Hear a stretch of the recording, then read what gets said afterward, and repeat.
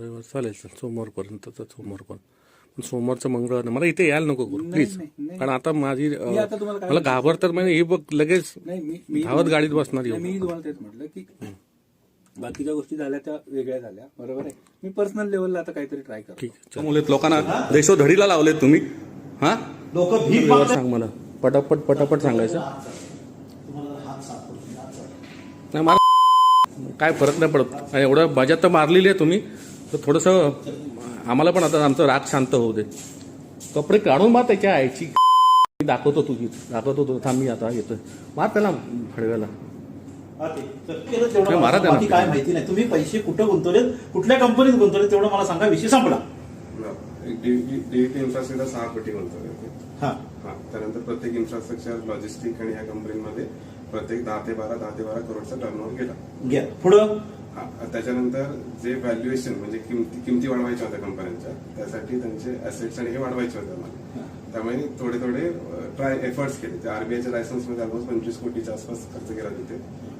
त्यानंतर दिल्लीतून बऱ्याचशा कंपन्या होत्या की त्यांचा टेकओव्हर किंवा टर्नओव्हर वाढवून आपल्याला पूर्णपणे 1000 कोटी उभारायचे होते. त्यासाठी तिथेही 30-40 कोटी हे करून आपण पूर्णपणे कंपन्यांचे व्हॅल्युएशन वाढवून घेतलेत. आता इन्फ्रास्ट्रक्चर कंपनीला 200 कोटीचा अप्रुव्हल आहे. आता डॉक्युमेंटेशन जसे पार्टनर्स मिळतील आम्हाला तसं ते वाढवून आपण पूर्णपणे एकतर लोकांचे पैसे देऊ किंवा कंपन्यांचा वर्किंग कॅपिटल वाढवू. आणि हे नाही झालं तर कसं काय देणार? हे समजा हे सगळं अडकलं. येस. आरबीआयचा रजिस्टर प्लॅटफॉर्म आहे आपल्याकडे, जिथे 10,000 पासून 50 लाखापर्यंत लोक अप्रुव्हल करतात.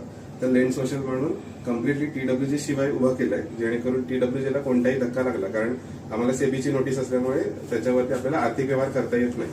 मग आर्थिक व्यवहार करण्यासाठी आम्हाला प्रॉपर जेव्हा हे करतो, जे व्हॅल्युएशन किंवा काम करतो, त्याच्यावरती 10,000 ते 50 लाखापर्यंत ऑल ओव्हर इंडियामधून लोक इन्व्हेस्ट करू शकतात किंवा त्यांच्या प्रोजेक्टवरती पण हे करू शकतात. तसं त्याच्यावरती आम्ही कम्प्लिटली ते पैसे देऊन टाकतो.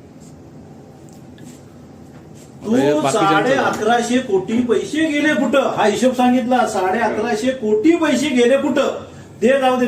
ते परत 4 महिन्याचं पे मला हे करायला लावू नका. काढ रे भडव्या.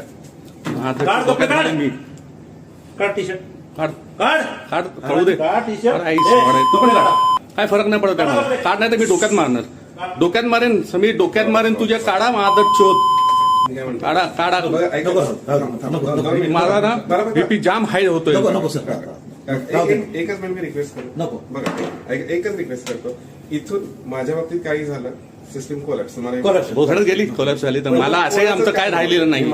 असंही आमचं काय माझं तर मी तुला तेव्हाच सांगितलं होतं, मी बर्बाद जाणार पण तुला घेऊन जाणार. तू मला बर्बादच करून जाणार आहे. तू काढ रे. काय एवढा मोठा तू हिरो नाहीयेस. काढ. की तुम्ही गरीबाच्या पैशाला कसे तुम्ही हे मारताय ते जे आहे का जाम.